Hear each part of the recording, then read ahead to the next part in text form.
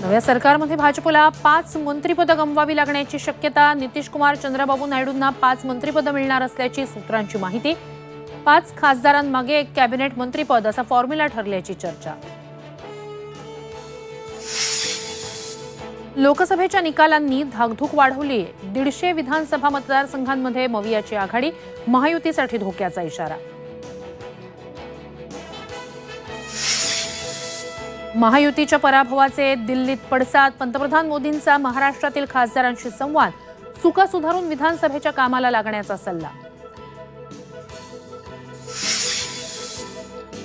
नागपूर विमानतळावर कार्यकर्त्यांकडून फडणवीसांचं जंगी स्वागत। उपमुख्यमंत्री पद सोडण्यावर फडणवीस ठाम।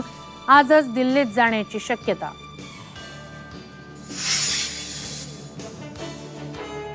विजयानंतर पुण्यात सुप्रिया सुळेंच्या विजयाचा जल्लोष। स्वागताचा खर्च दुष्काळ निधीसाठी वापरा, सुप्रिया सुळेंचं कार्यकर्त्यांना आवाहन। मुंबईतील पवई भागात पोलिसांवर तुफान दगडफेक। झोपडपट्टीवरील कारवाई दरम्यान संतप्त नागरिकांचा पोलिसांवर हल्ला।